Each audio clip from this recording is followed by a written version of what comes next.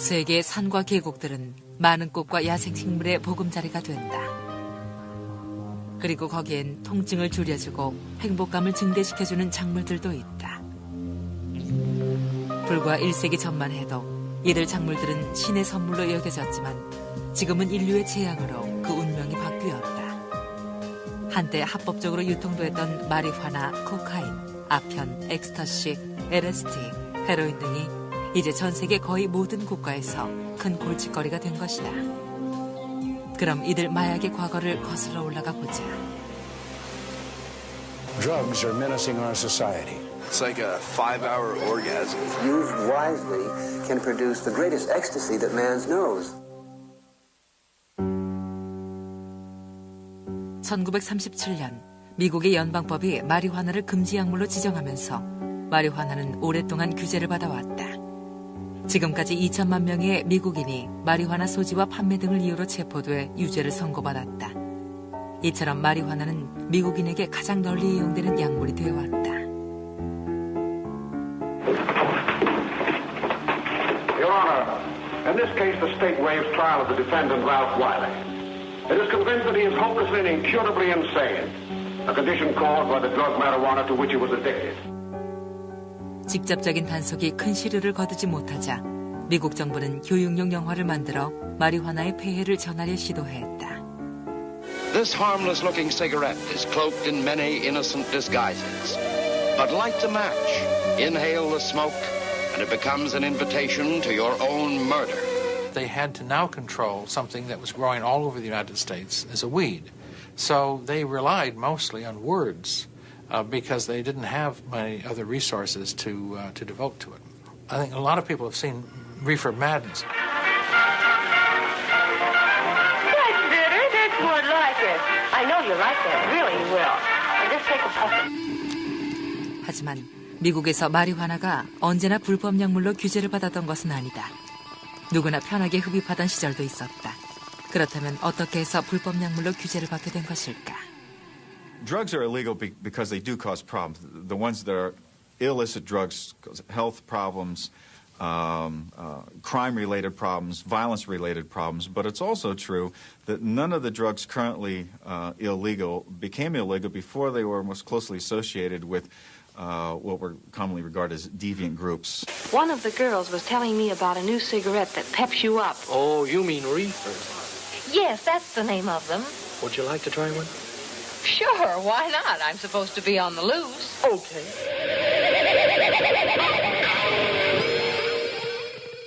마리화나의 운명이 마약으로 전락하는 순간 미국 정부도 마약과의 전쟁을 위해 4천억 달러를 쏟아부어야 했다.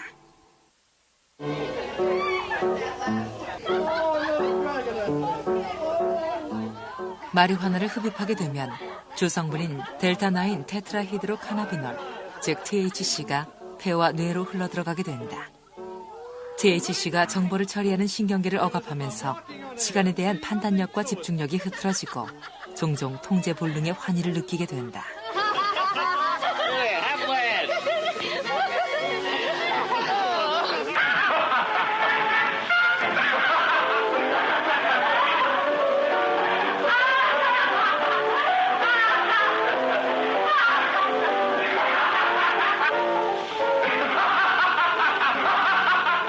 마리화나를 처음 흡입하면 근육이 이완되고 동공이 붉어지고 맥박이 빨라진다. 이런 상태에서 감각이 예민해지면서 황홀한 감정이 밀려들게 되는데 아주 기이한 생각들이 머릿속을 스치기도 한다. Herodotus records some of the earliest uses of cannabis by the Scythians. And what they did was they would build a big bonfire in the middle of the camp, and they would heap a bunch of marijuana on top of it, and then they would throw a tent over it, and they would all go under the tent and breathe the smoke. And that way they consumed it. 마리화나는 아편 다음으로 오래전부터 치료제로 사용되었다. 고대 중국의 약재상들은 복통과 생리통, 말라리아 등을 치료하기 위해 마리화나를 섞어서 처방했다. 인도 신화 속에서 마리화나는 창조와 파괴의 여신인 시바 여신이 인간에게 즐거움을 주기 위해 선사한 선물로 등장하고 있다. 이런 점에서 보면 마리화나는 권위에 도전하며 자유연애를 추구했던 젊은 세대에게 아주 어울리는 약물이 분명했다. 마리화나, 즉 대만은 북극권을 제외하고 세계 모든 지역에서 자생하고 있다. 하지만 옛 기록을 살펴보면 고대 중국과 인도에서 세계의 다른 지역으로 전파돼 나간 것으로 추정된다. 아랍 상인들은 인도의 겐지스 지방에서 북아프리카와 스페인으로 마리화나를 전했다. 그리고 16세기 스페인 정복자들에 의해 마리화나는 미국으로 건너가게 된다. 당시 마리화나는 항해에 꼭 필요했는데 밧줄과 돛배를 만드는 재료로 사용되었기 때문이다. 돛배와 화판을 뜻하는 캔버스란 말도 대마를 뜻하는 라틴어 카나비스에서 유래했다. 마리화나를 유럽 대륙으로 전파했던 장본인도 정복자였다. 1804년 이집트를 정복한 나폴레옹 군단은 유럽에선 볼 수 없었던 전혀 새로운 형태의 술을 발견하게 된다. 마시지 않고 피우기만 해도 취하는 마리화나를 보게 된 것이다. 처음에 프랑스 군인들은 숙취를 방지하기 위해 브랜디에 마리화나를 섞어서 마셨는데 바로 이것이 나폴레옹 군대를 약화시키는 원인으로 작용했다. 프랑스 내에서도 마리화나는 자유분방한 예술가들과 젊은이 그리고 매춘부들 속에서 큰 인기를 누렸다. 당시 분위기를 시인 보들레르는 이렇게 적고 있다. One must be forever drunken if you would not feel the horrible burden of time that bruises your shoulders and bends you to the earth. You must be drunken without cease, with wine, with poetry, with what you please. Be drunken without end.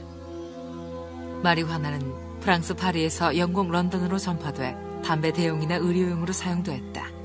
상류사회의 여성들은 열을 내리거나 복통을 비롯한 여러 용도로 마리화나를 복용했다. 당시 여왕까지도 마리화나를 약으로 사용했다. Queen Victoria used it for menstrual cramps. It was used for insomnia, especially for tuberculosis patients who had lost their appetites. It was also used recreationally. 마리화나의 다음 종착지는 뉴욕이었다. 뉴욕에서 마리화나는 미국에서 제조되는 거의 모든 약품의 원료로 첨가되기 시작한다. 작가인 피츠휘 루들로도 치통 때문에 처음 마리화나를 사용했다가 그 이후에 기분 전환용으로 복용하기 시작한다. 결국 루들로는 마리화나에 중독되고 말았는데 1857년 그는 자신의 경험을 담은 마리화나 복용자의 일기를 출간했다. When I shut my eyes, I dwelt in a delicious land of dreams. On the wings of a speechless music, I floated through the air, and in the cloud valleys played hide and seek with meteors. Sometimes these accounts magnified and glamorized the drug experience and encouraged many people to follow suit. Interestingly enough, Fitzhugh Ludlow became one of the most ardent and earliest supporters of drug regulation through law in the 19th century, writing quite a few stories for Harper's and for various popular magazines on drug addiction in the United States, trying to bring awareness to it. 후세들도 루들로와 마찬가지로 마리화나에 매료됐다. 하지만 그들의 종말도 마찬가지였다. All the drugs do in general is make people stupid, so that what happens is the ordinary becomes extraordinary because of the disorganization of the brain function.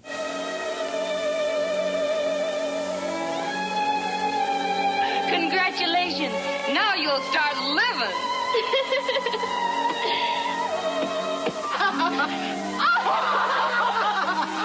My head is so light it feels like it's floating. That's because your troubles are all gone. Try another puff. 19세기 미국에서 마리화나는 기분 전환과는 거리가 멀었다. 단지 약을 제조할 때 사용될 뿐이었다. 동양에서는 취하기 위해 마리화나를 피웠지만 미국인들은 이에 대해 아는 바가 없었다. 하지만 터키의 황제인 압둘 하미드 2세가 특별한 선물을 보내면서 마리화나의 새로운 역사가 시작된다. 1876년 미국 독립선언 100주년을 축하하는 전시회가 필라델피아에서 개최되고 있었다. 많은 현대적인 발명품들이 전시됐고 그 가운데에는 전화기와 타자기를 비롯해 미국인들이 처음 보는 물건들이 많았다. 산업시대가 도래한 것이다. 터키 전시관에서는 압둘 하미드 2세가 선물한 이국적인 물건이 전시됐다. 바로 마리화나였다. 미국인들이 처음으로 담배 형태의 마리화나를 구경하게 된 것이다. 터키 황제가 선물한 낯선 동양의 물건이 미국인들을 자극했다. 이런 분위기에 편승해 북부 지역에서는 마리화나 흡연실을 개장해 돈을 벌어들이는 상인들도 생겨났다.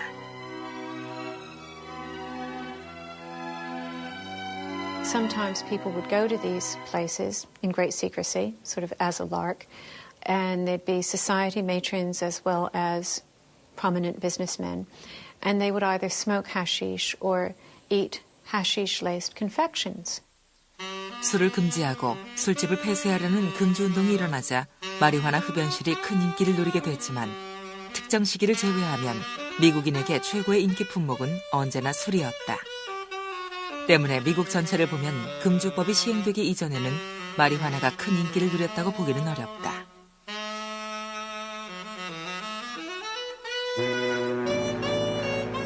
(1920년) 미국 제2의 항구인 뉴올리언스는 미국 최대의 마리화나 소비지가 된다.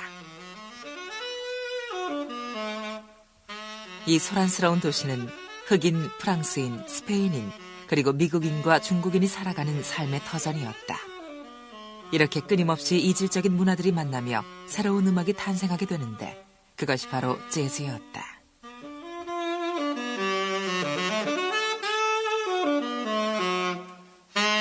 마리화나와 재즈는 멜로디와 가사처럼 뗄 수 없는 관계가 됐는데 재즈가 흐르는 곳이면 마리화나가 있었다. 마리화나가 확산된 데는 아주 중요한 원인이 있었다. 1920년 당시 마리화나는 합법적인 약물이었다. 온갖 욕구를 충족할 수 있는 미국에서조차 술이 금지되면서 마리화나는 합법적인 술의 대용품으로 자리 잡았고 카리브해, 멕시코, 남미에서 쏟아져 들어왔다. 재즈클럽, 시장, 약국에서 담배처럼 거래되는 마리화나는 값이 싸서 날개 돋친 듯이 팔려나갔다. 하지만 뉴올리언스에서도 문제가 발생했다. 범죄의 중심지가 된 것이다. 살인사건이 연일 신문의 일면을 장식하자 언론인인 윌리엄 랜돌프 허스트는 충격적인 이야기를 터뜨릴 결심을 한다.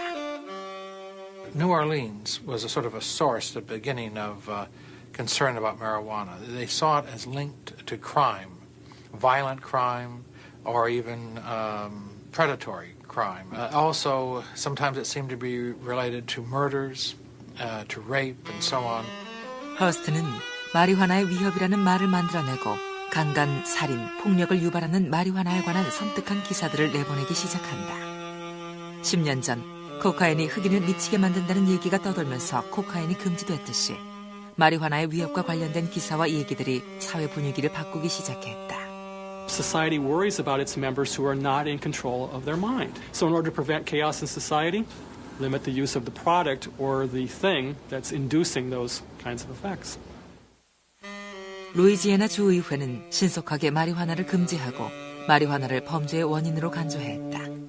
1924년 루이지애나를 비롯한 14개 주에서 마리화나를 비의료적 목적으로 유포하는 것을 금지시킨다.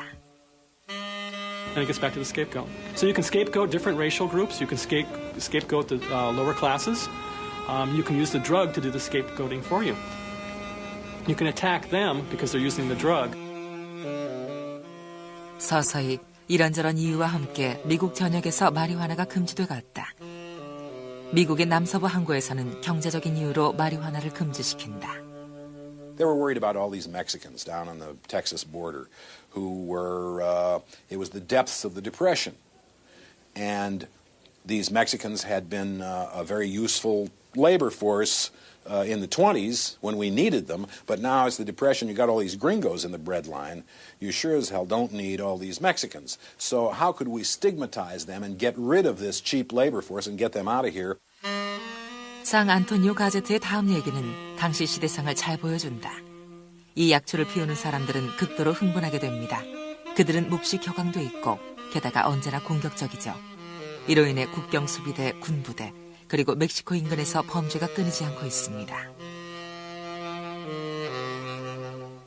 1931년 멕시코인들은 강제 송환돼야 했다.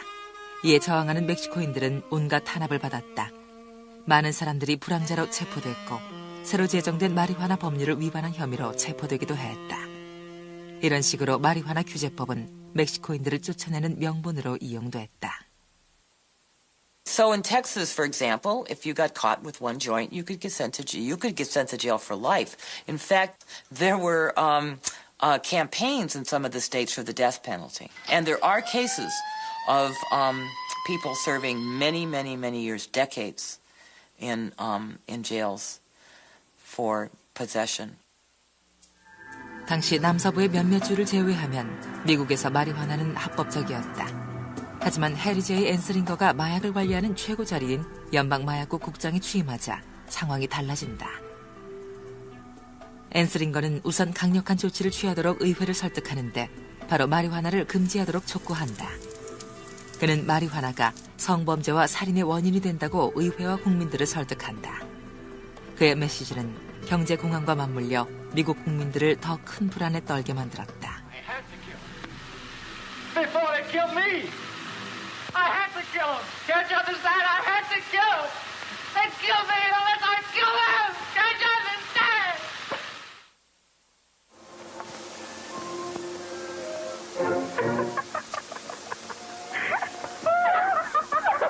1930년 미국인들은 마리화나를 피워도 더 이상 즐거움을 느끼지 못했다.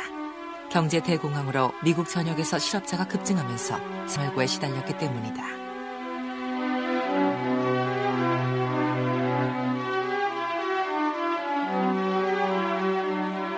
Let me assert my firm belief that the only thing we have to fear is fear itself. 어려운 경제 상황 속에서 미국인들이 두려워한 것은 범죄와 범죄자, 노조와 공산주의자, 이민자, 그리고 술이었다. 1920년 이후 술은 미 헌법의 수정조항에 따라 법으로 금지됐다. 그로부터 14년이 지나고 주류 금지법은 폐지되지만 여전히 연방마약국의 관리를 받고 있었다. The Federal Bureau of Narcotics was unprecedented in that it was the sole autonomous bureau charged with enforcing narcotics legislation in 1930. 책임자는 38살인 해리 제이 앤슬링거였다.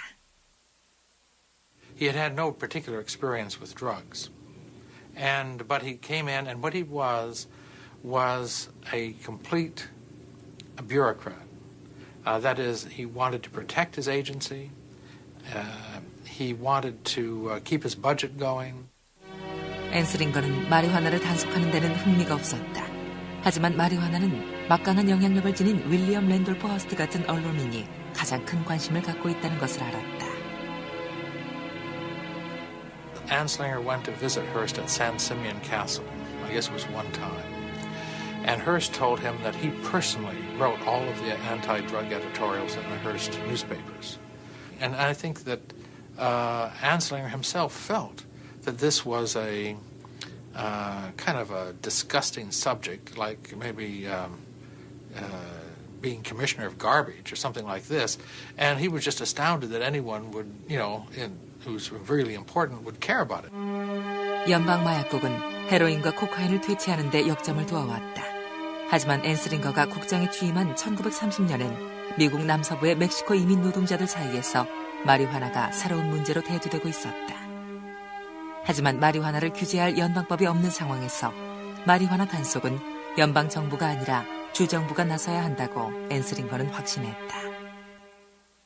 He had tried to get the states to adopt a uniform narcotic law, which would include cannabis. And that would allow each state to decide how much of its resources it wanted to put out for the control of marijuana or cannabis. And it wouldn't touch his budget or his agents. That had some success, but not complete. There was continued pressure on the government in Washington to do something about these Mexican immigrants who smoked marijuana and went into town on the weekends and created havoc.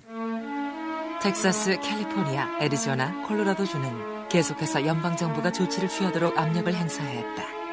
하지만 앤슬링거는 요구를 묵살했다. 마리화나에까지 신경을 쓸 수 없는 상황이었기 때문이다. 마약과의 전쟁을 위해 그에게 할당된 것은 겨우 300명의 요원과 150만 달러의 예산이 전부였다. 그런 상황에서 마리화나 흡연자까지 상대하는 건 무리였다. He wanted silence. if you had to say something, you made it sound as awful as possible. And I say marijuana is a killer drug. But by and large, there was nothing they could do about it. There was no real big action. They didn't have the funding. They didn't have the people. And I remember he said to me once, I was driving around the upper Potomac, and I was crossing the bridge, and I just parked on the bridge. And I got out and I looked, and there was marijuana plants as far as you could see. And he said, I said to myself, and they want me to wipe this out. 앤스링거에겐 마리화나 규제 법안을 촉구하는 남서부 지방의 압력을 막을 수 있는 방법도 전혀 없었다. 규제 법안 제정을 두고 보이지 않는 힘겨루기가 계속됐다. I remember when I interviewed Harry Anslinger about it, he said we weren't having any trouble with it. You could get it in Harlem, he said, and it was not a problem. But the pressure came from the Southwest and the West, where the Mexican immigrants were seen as a unnecessary and dangerous surplus population. And so there was a tremendous campaign to try to push the Mexican immigrants back into Mexico. And marijuana got mixed up in that, because there was no question that they grew marijuana and smoked marijuana. 결국 앤스링거가 남서부 지역의 압력에 견디지 못하고 굴복하게 된다.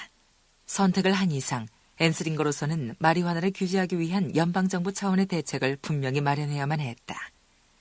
바로 이때부터 앤스링거는 마리화나를 미국 사회에서 뿌리 뽑기 위한 전쟁에 누구보다 열성적으로 앞장서게 된다. The Treasury Department intends to pursue a relentless warfare against the despicable, dope-peddling vulture who preys on the weakness of his fellow man. 마약과의 전쟁을 위해 그가 즐겨 동원한 수단이 바로 영화였다. The truth is that every reefer is loaded with immorality and bestial perversions, brutality, murder, sex crimes, insanity or suicide. 앤스링거는 마리화나와의 전쟁을 위한 선전 활동을 계속하면서 마리화나를 규제할 입법 추진을 준비했다. 하지만 간단한 문제는 아니었다. 20세기 초의 연방약물금지법이 그랬던 것처럼 헌법을 고려해야만 했다. 이때 앤스링거는 새로운 총기 단속법에서 그 돌파구를 찾게 된다. A law was passed called the National Firearms Act, which said that you could not give, borrow, or transfer a machine gun to anyone without a machine gun transfer stamp. And it turns out the government would not make any machine gun transfer stamps. So this went up to the Supreme Court on the grounds that this couldn't be a legitimate taxing measure because they weren't doing anything to get the taxes. It was actually just a way to stop machine guns being distributed. 미국 대법원은 연방총기법을 합법으로 판결한다. 승인 소인이 발급되지 않았어도 합헌이란 판결이 내려진 것이다. 이것은 마리화나를 규제할 법안을 마련하고 있던 앤스링거에게 아주 좋은 소식이었다. Anslinger told me that the general counsel of the Treasury Department came into his office holding this decision by the Supreme Court, saying, "Look, we have a way to go after marijuana." 마리화나를 규제하기 위한 앤스링거의 방법은 간단했다. 마리화나를 거래하려면 정부의 세금 확인 소인을 받도록 하려 했다. 그리고 총기법과 마찬가지로 미국 정부에서 극히 일부 경우를 제외하고는 세금 확인 소인을 찍어주지 않으면 되는 일이었다. 하지만 그렇게 되기 위해서는 의회에서 마리화나가 기관총만큼 위험하다는 것을 증명해야만 했다.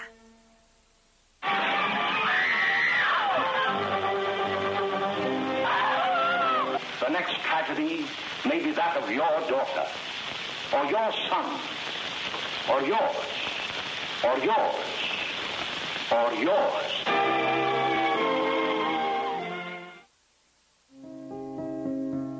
(1937년 4월 27일) 마리화나를 규제하는 입법 추진을 위한 최초의 청문회가 개최된다.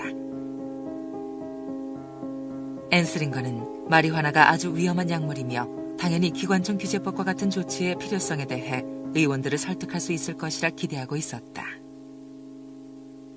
I think his attitude toward marijuana was that it was not as serious as cocaine and heroin, but you wouldn't know that publicly because one of the strategies against marijuana was to describe it in so horrible and disgusting a way that no one would be tempted to try it once. What's the matter with you, son?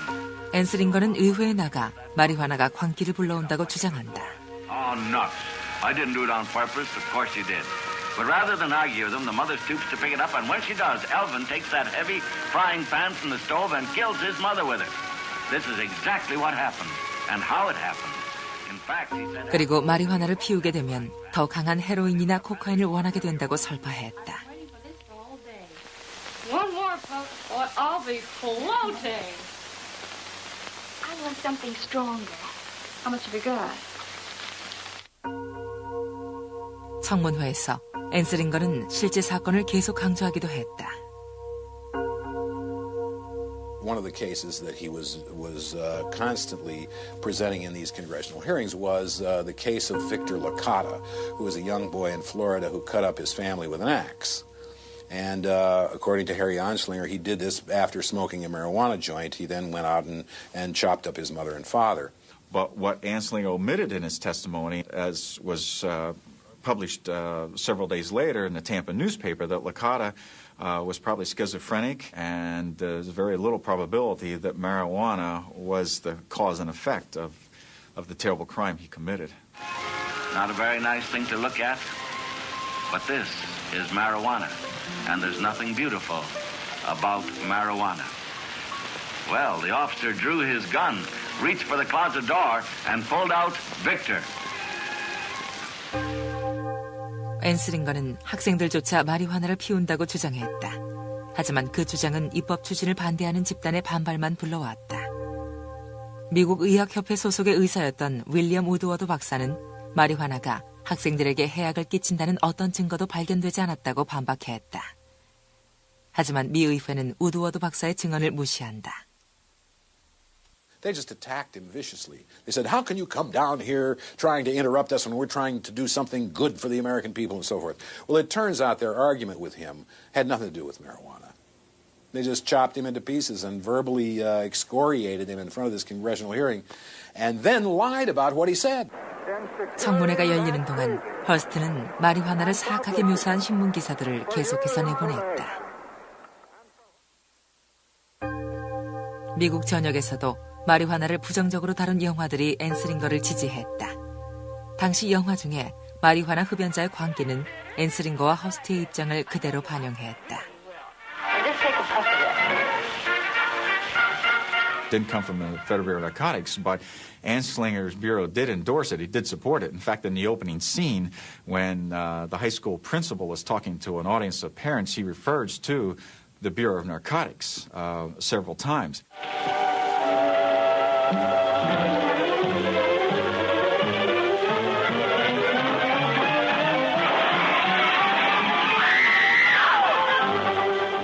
살인, 강간, 자살과 같은 참혹한 범죄와 사건들이 모두 마리화나와 연결돼 묘사됐다. The next tragedy may be that of your daughter. The narrator relates a story about how there were adult pushers in the neighborhood and they're bringing high school students into their apartment and they start smoking marijuana. And almost everything about marijuana, its effects, its use is either distorted or exaggerated or just plain wrong in that movie. 결국 청문회가 끝나고 앤스링거의 뜻대로 마리화나 과세법이 통과된다. 마리화나를 규제하는 최초의 연방법이 탄생한 것이다. 남서부 지방에서 원했던 법이기도 했다. 청문회가 끝난 지 5일 만에 마리화나 과세법이 국회에 상정되고 몇 주 만에 입법을 위한 투표가 진행됐다. 그리고 루즈벨트 대통령이 8월 2일 새 입법에 사인을 하고 10월 1일부터 즉각적인 시행에 들어간다. Perhaps one of Anslinger's most significant contributions to fighting drugs is that he, more than any other individual, demonized drugs. I don't know that Anslinger lied to Congress, but he was an effective propagandist, we might say. 새 법안에 따라 마리화나를 매매하고 유통하려는 사람이 누구이든 세금을 지불하고 허가 승인을 받아야만 했다. 만일 법규를 어기면 최고 5년형의 징역과 $2,000의 벌금을 물어야만 했다. 물론 미국 정부는 소인을 거의 발급하지 않았다. There was another problem, too, and that was that in order to get the license, you had to have the marijuana in hand. But if you had the marijuana in hand without the license, you had already violated the law. 마리화나 과세법이 실시된 후 새로운 법안의 첫 희생자는 콜로라도주에서 나왔다. 위반자로 구속된 사무엘 콜드웰은 4년간의 징역과 $1,000의 벌금형을 선고받았다. 앤스링거는 콜드웰이 교도소로 이송되는 역사적인 현장을 직접 지켜봤다. 이렇게 마리화나 흡연자에 대한 미국 정부의 처벌이 막을 올렸다. 하지만 1년이 지나면서 앤스링거의 새 법안은 많은 비판을 받게 된다. 새 법안을 가장 강력하게 비판했던 인물 중에 한 명이 뉴욕 시장이었던 피오렐로 라구아디아였다. 라구아디아 시장은 뉴욕 의학협회의 전문가들로 하여금 마리화나 문제를 평가하게 했다. 평가단으로 뽑힌 전문가들은 학교를 방문해 인터뷰를 실시하고 마약의 영향에 대한 여러 실험도 실시했다. 이렇게 4년간의 연구를 거쳐 다음과 같은 결론이 내려진다. 마리화나 흡연은 중독을 유발하지 않는다. 학생들 사이에 마리화나 흡연자는 많지 않다. 마리화나를 강력범죄의 주 원인으로 보기 어렵다. 이런 분위기 때문인지 뉴욕시에서는 마리화나가 재앙을 불러온다는 믿음이 강하게 퍼져 있지 않았다. 사실 라구아디아의 평가단이 실험했던 마리화나는 앤스링거에게서 얻은 것이었다. And then when the LaGuardia report came out, Anslinger felt betrayed. That was the end of scientific research in marijuana as far as he was concerned. 하지만 라구아디아 보고서는 객관성을 평가받지도 못한 채 계속적인 비판을 받게 되고 불법 약물로서 마리화나의 운명도 크게 변하지 않는다. 2차 대전 동안 마리화나 흡연자의 수가 감소하지만 앤스링거는 유명 인사들과 음악가들을 상대로 검과의 칼날을 뽑아든다. 재즈 드럼 연주자인 진 크루파가 마리화나 소지죄로 구속돼 87일 동안 수감 생활을 했고 영화배우인 로버트 미첨도 마리화나 파티 혐의로 체포돼 음악에서 은퇴해야 하는 상황을 맞게 된다. 하지만 신종 마약이 큰 주목을 받게 되는데 당시 합법적으로 유통되고 있던 이 마약도 2차 대전 동안 전쟁터에서 자신의 입지를 키워가고 있었다.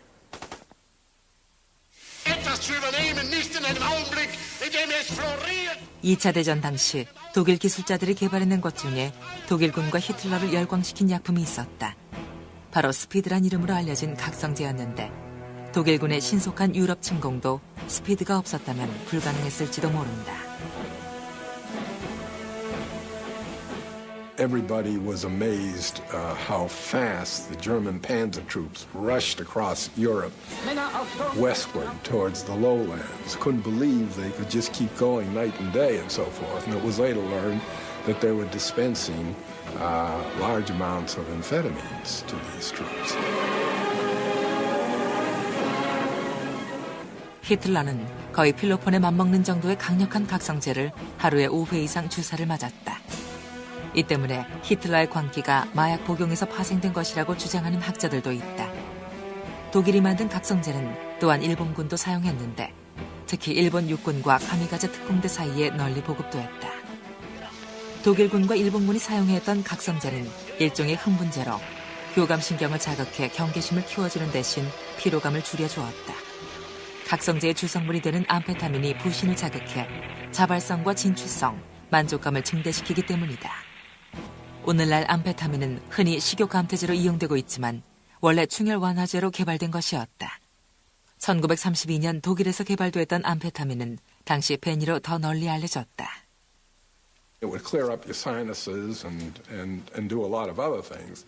It wasn't long before people discovered that if you break the inhaler and take the cotton swab, the little cotton swab which holds all of the amphetamine, some people just swallowed it whole, other people dissolved it in coffee or what have you. Well, I was just wondering about those bennies and things we've been fooling around with. A Benny? A Benny? You mean a Benzedrine tablet? 사람들이 어떤 식으로 베니를 복용하든지 간에 암페타민이 중독성이 강한 약물이란 사실을 아는 사람은 많지 않았다. It was quite euphorogenic. It gave people a sense of confidence. Life seemed brighter. You didn't have to sleep as much. You could overcome fatigue. It made doing boring things more interesting. And, of course, weight loss. 1946년 2차 대전 후에도 암페타민의 인기는 줄어들지 않았다. 일본에서는 어디를 가도 암페타민을 쉽게 살 수 있었다. 미국의 주부들은 활기를 얻기 위해 암페타민을 찾았다. 암페타민은 50년대의 아편이나 마찬가지였다. 한때 부두 노동자들이 피로를 이기기 위해 코카인을 복용했듯이 트럭 기사들은 잠을 이기기 위해 암페타민을 먹었다. 예술가들도 신종 각성제를 복용하며 영감을 얻으려고 했다. 소설가인 잭 케루악도 암페타민을 먹으며 자신의 걸작인 기류의설을 불과 21일 만에 완성했다. Meth's the all-American drug. Meth was invented for Americans. It really embodies all of the values that we hold dear. Industriousness, hard work, basically enthusiasm for accomplishing tasks. It was the most widely prescribed drug in America's history. 누구라도 암페타민의 유혹에 빠져들 수 있었는데 가장 유명했던 인물이 바로 엘비스 프레슬리였다. 1958년 10월 군에 입대한 엘비스 프레슬리는 독일로 파견되는데 바로 그곳에서 부대 상사로부터 각성제인 스피드를 권유받게 된다. 한순간의 선택으로 그때부터 로큰롤의 황제는 평생 약물의 유혹에서 헤어나지 못하게 된다. Drugs must be prescribed by a doctor and prepared by a licensed pharmacist. And physicians were the real pushers of this drug. You're a little depressed? Here, let me prescribe some form of amphetamine. You want to lose weight?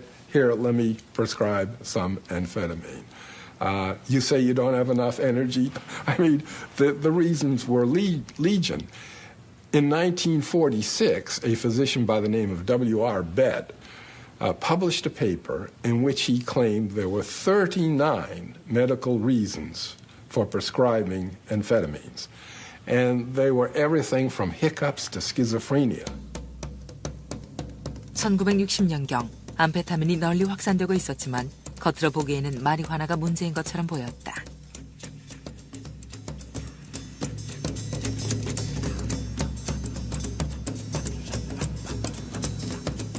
1937년 마리화나 과세법에 따라 이미 마리화나는 불법인 상황이었다. 마리화나 사용자는 연방법에 따라 벌금의 징역형을 선고받았다. 하지만 강력한 법적 대응에도 불구하고 젊은 세대 속에서 마리화나는 하나의 상징처럼 자리 잡아갔다.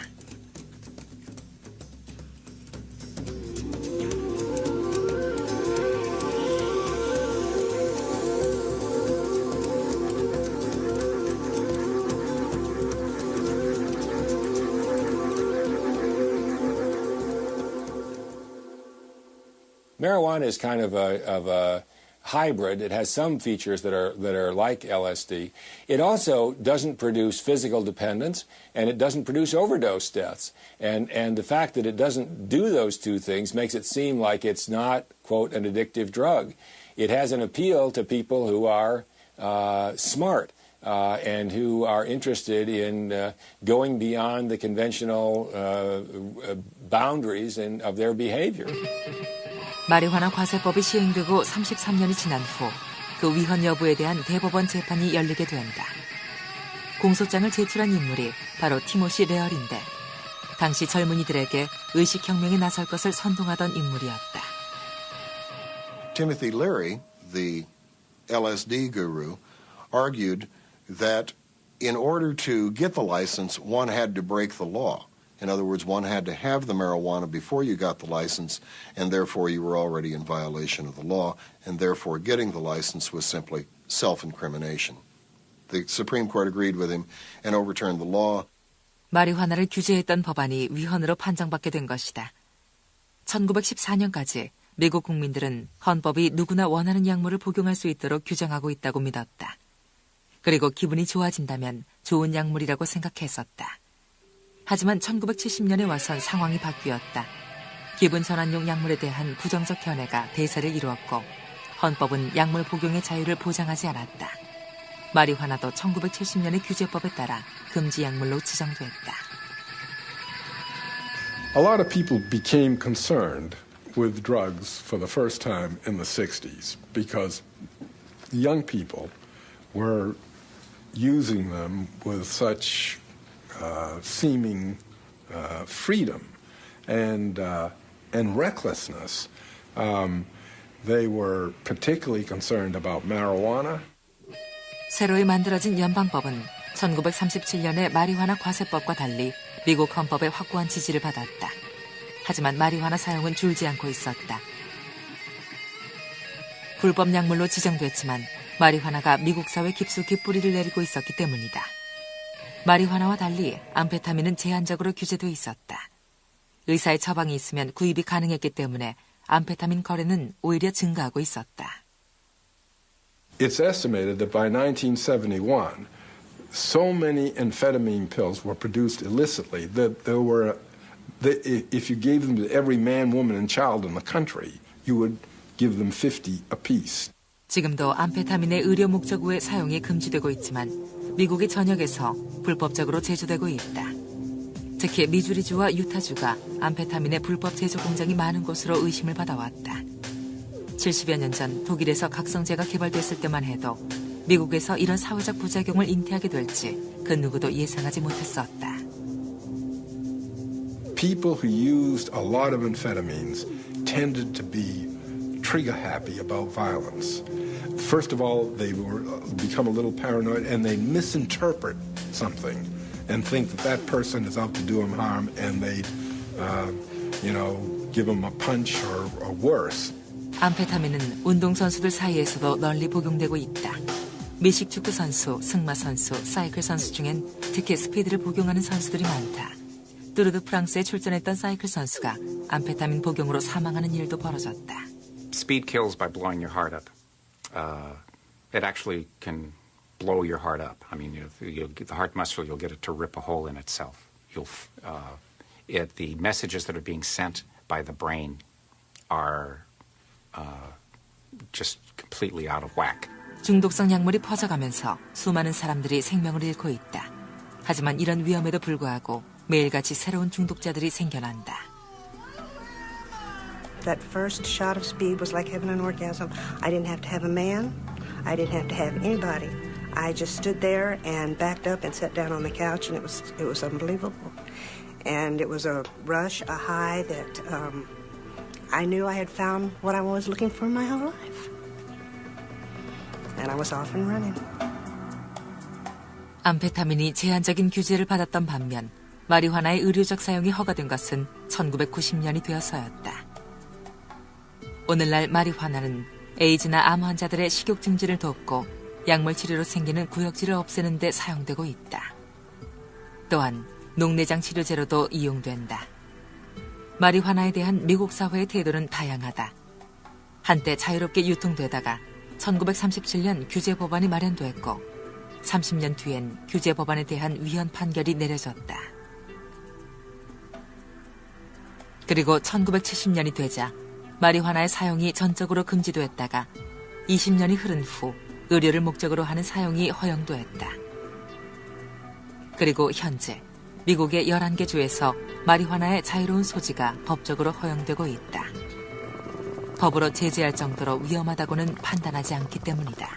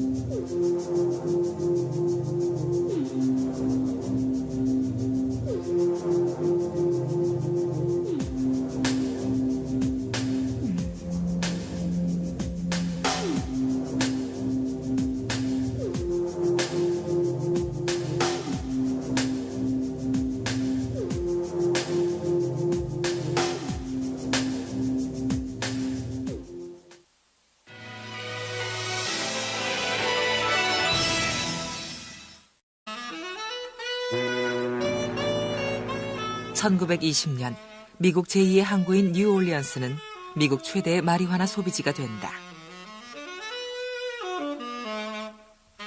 이 소란스러운 도시는 흑인, 프랑스인, 스페인인, 그리고 미국인과 중국인이 살아가는 삶의 터전이었다. 이렇게 끊임없이 이질적인 문화들이 만나며 새로운 음악이 탄생하게 되는데 그것이 바로 재즈였다.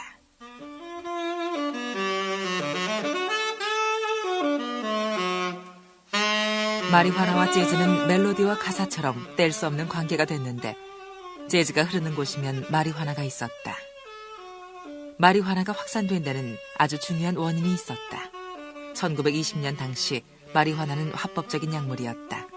온갖 욕구를 충족할 수 있는 미국에서조차 술이 금지되면서 마리화나는 합법적인 술의 대용품으로 자리 잡았고 카리브해, 멕시코, 남미에서 쏟아져 들어왔다. 재즈클럽, 시장, 약국에서 담배처럼 거래되는 마리화나는 값이 싸서 날개 돋친 듯이 팔려나갔다. 하지만 뉴올리언스에서도 문제가 발생했다. 범죄의 중심지가 된 것이다. 살인사건이 연일 신문의 일면을 장식하자 언론인인 윌리엄 랜돌프 허스트는 충격적인 이야기를 터뜨릴 결심을 한다. New Orleans was a sort of a source, the beginning of concern about marijuana. They saw it as linked to crime, violent crime, or even predatory crime. Also, sometimes it seemed to be related to murders, to rape, and so on.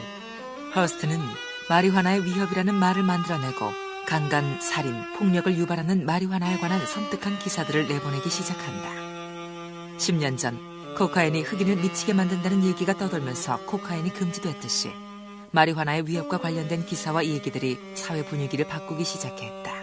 Society worries about its members who are not in control of their mind. So in order to prevent chaos in society, limit the use of the product or the thing that's inducing those kinds of effects.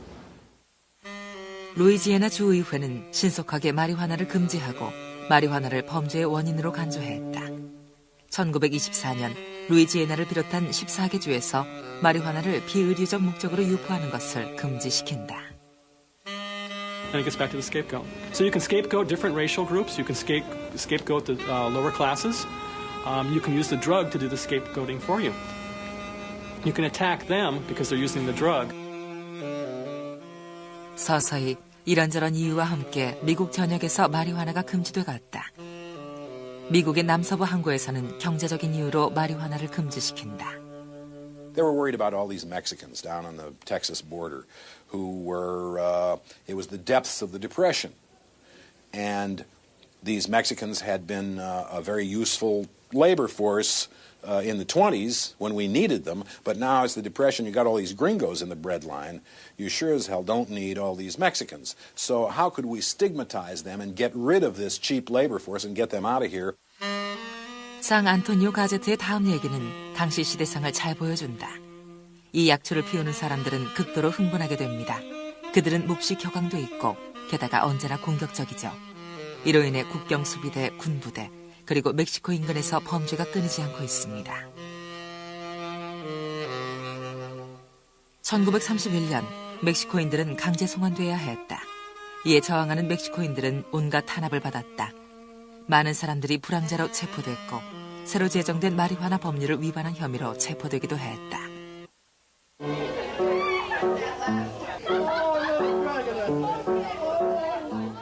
마리화나를 흡입하게 되면 주성분인 델타-9 테트라히드로카나비놀, 즉 THC가 폐와 뇌로 흘러들어가게 된다.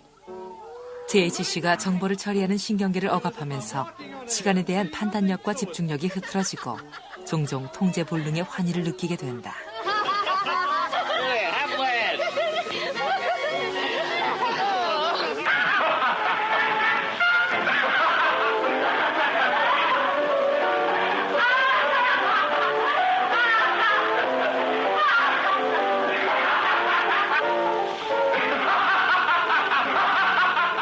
마리화나를 처음 흡입하면 근육이 이완되고 동공이 붉어지고 맥박이 빨라진다.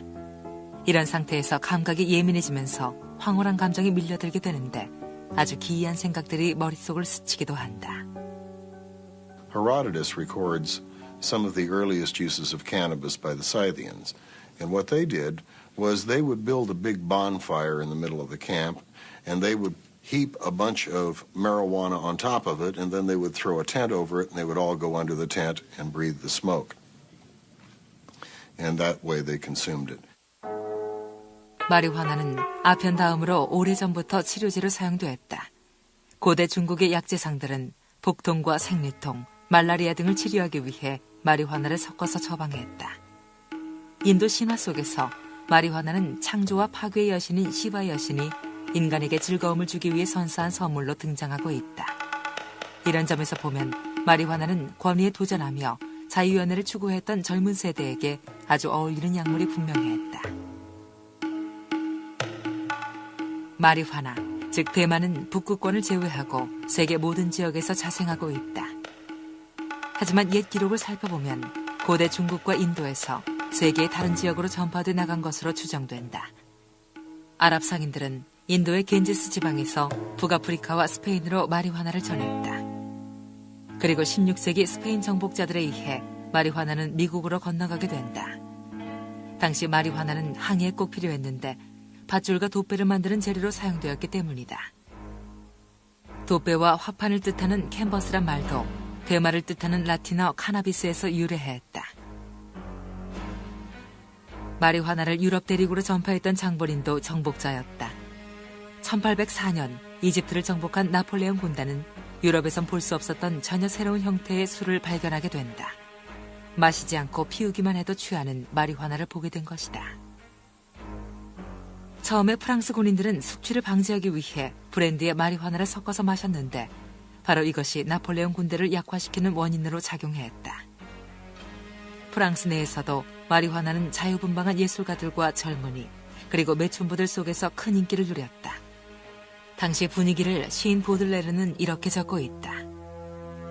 One must be forever drunken if you would not feel the horrible burden of time that bruises your shoulders and bends you to the earth. You must be drunken without cease, with wine, with poetry, with what you please. Be drunken without end. 마리화나는 프랑스 파리에서 영국 런던으로 전파돼 담배 대용이나 의료용으로 사용됐다. 상류사회의 여성들은 열을 내리거나 복통을 비롯한 여러 용도로 마리화나를 복용했다. 당시 여왕까지도 마리화나를 약으로 사용했다. Queen Victoria used it for menstrual cramps. 이런 식으로 마리화나 규제법은 멕시코인들을 쫓아내는 명분으로 이용됐다. So in Texas, for example, if you got caught with one joint, you could get sent to jail for life. In fact, there were campaigns in some of the states for the death penalty, and there are cases of people serving many years, decades, in jails for possession. 당시 남서부의 몇몇 주를 제외하면 미국에서 마리화나는 합법적이었다. 하지만 해리 제이 앤슬링거가 마약을 관리하는 최고 자리인 연방마약국 국장이 취임하자 상황이 달라진다. 앤슬링거는 우선 강력한 조치를 취하도록 의회를 설득하는데 바로 마리화나를 금지하도록 촉구한다. 그는 마리화나가 성범죄와 살인의 원인이 된다고 의회와 국민들을 설득한다. 그의 메시지는 경제공황과 맞물려 미국 국민들을 더 큰 불안에 떨게 만들었다. Before they kill me, I had to kill them. Can't you understand? I had to kill them. They kill me unless I kill them. Can't you understand?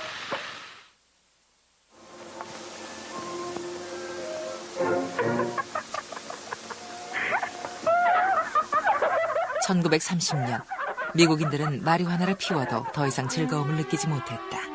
경제 대공황으로 미국 전역에서 실업자가 급증하면서 생활고에 시달렸기 때문이다.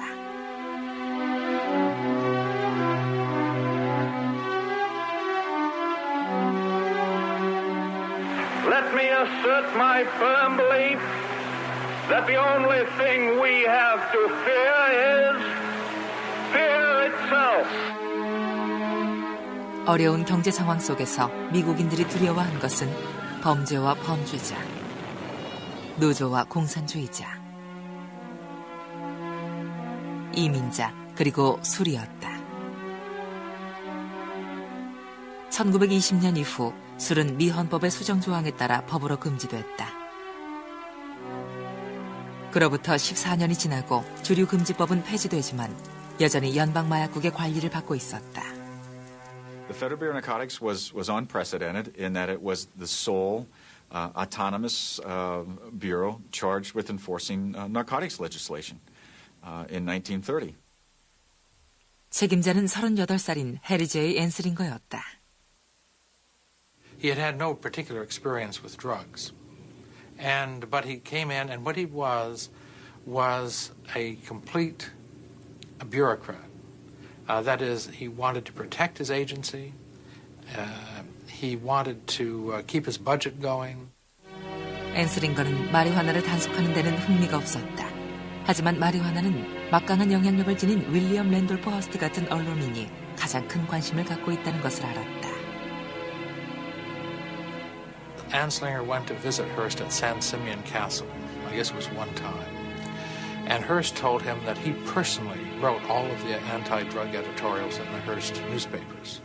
And I think that Anslinger himself felt that this was a kind of a disgusting subject, like maybe being commissioner of garbage or something like this.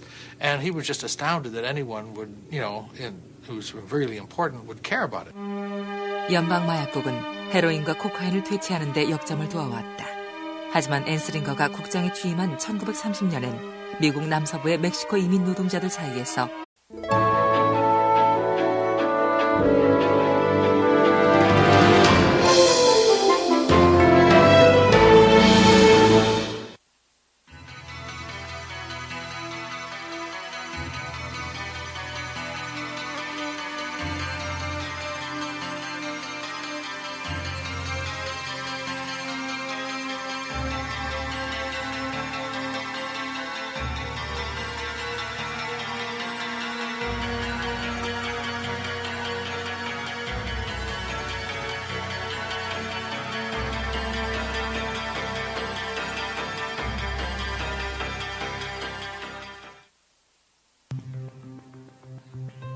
세계의 산과 계곡들은 많은 꽃과 야생식물의 보금자리가 된다.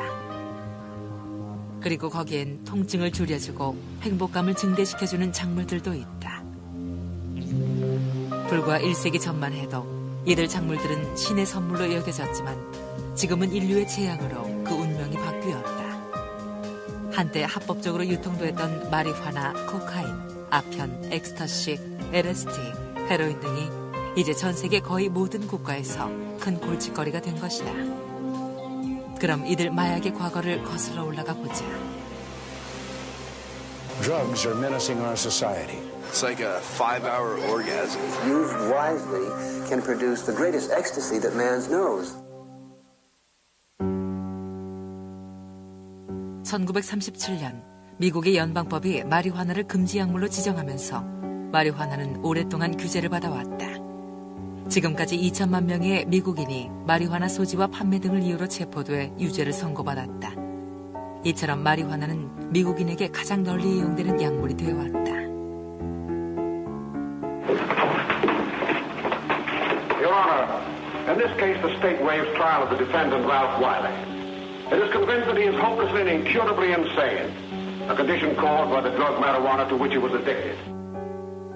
직접적인 단속이 큰 시류를 거두지 못하자 미국 정부는 교육용 영화를 만들어 마리화나의 폐해를 전하려 시도했다. This harmless-looking cigarette is cloaked in many innocent disguises. But light the match, inhale the smoke, and it becomes an invitation to your own murder. They had to now control something that was growing all over the United States as a weed. So they relied mostly on words. Because they didn't have many other resources to devote to it. I think a lot of people have seen Reefer Madness. That's bitter. That's more like it. I know you like that. Really, you will. I'll just take a puff. 하지만 미국에서 마리화나가 언제나 불법 약물로 규제를 받았던 것은 아니다. 누구나 편하게 흡입하던 시절도 있었다. 그렇다면 어떻게 해서 불법 약물로 규제를 받게 된 것일까? Drugs are illegal because they do cause problems. The ones that are illicit drugs cause health problems, crime-related problems, violence-related problems. But it's also true that none of the drugs currently illegal became illegal before they were most closely associated with what were commonly regarded as deviant groups. One of the girls was telling me about a new cigarette that peps you up. Oh, you mean reefer? Yes, that's the name of them. Would you like to try one? Sure, why not? I'm supposed to be on the loose. Okay.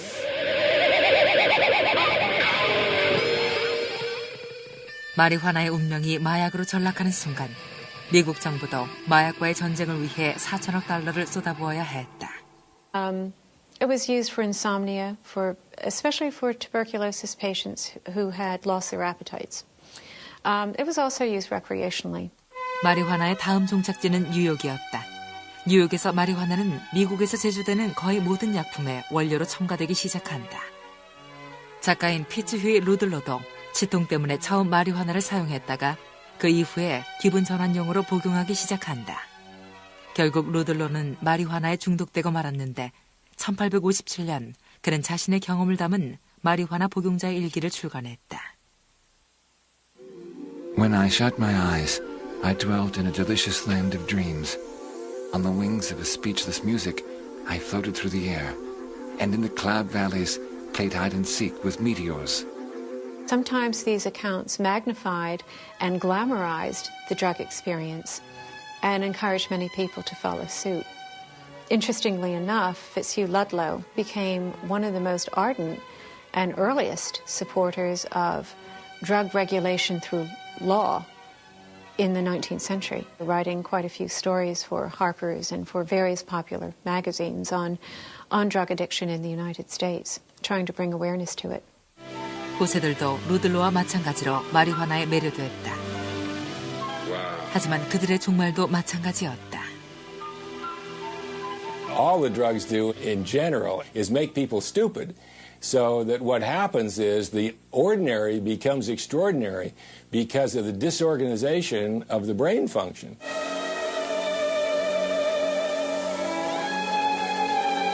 Congratulations. Now you'll start living.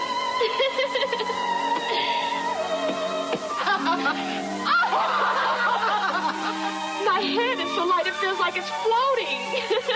That's because your troubles are all gone. Try another puff. 19세기 미국에서 마리화나는 기분 전환과는 거리가 멀었다. 단지 약을 제조할 때 사용될 뿐이었다. 동양에서는 취하기 위해 마리화나를 피웠지만 미국인들은 이에 대해 아는 바가 없었다. 하지만 터키의 황제인 압둘 하미드 2세가 특별한 선물을 보내면서 마리화나의 새로운 역사가 시작된다. 1876년 미국 독립선언 100주년을 축하하는 전시회가 필라델피아에서 개최되고 있었다. 많은 현대적인 발명품들이 전시됐고 그 가운데에는 전화기와 타자기를 비롯해 미국인들이 처음 보는 물건들이 많았다. 산업시대가 도래한 것이다. 터키 전시관에서는 압둘 하미드 2세가 선물한 이국적인 물건이 전시됐다. 바로 마리화나였다. 미국인들이 처음으로 담배 형태의 마리화나를 구경하게 된 것이다. 터키 황제가 선물한 낯선 동양의 물건이 미국인들을 자극했다. 이런 분위기에 편승해 북부 지역에서는 마리화나 흡연실을 개장해 돈을 벌어들이는 상인들도 생겨났다. Sometimes people would go to these places in great secrecy, sort of as a lark, and there'd be society matrons as well as prominent businessmen, and they would either smoke hashish or eat hashish-laced confections. 술을 금지하고 술집을 폐쇄하려는 금주운동이 일어나자 마리화나 흡연실이 큰 인기를 누리게 됐지만 특정 시기를 제외하면 미국인에게 최고의 인기 품목은 언제나 술이었다. 때문에 미국 전체를 보면 금주법이 시행되기 이전에는 마리화나가 큰 인기를 누렸다고 보기는 어렵다.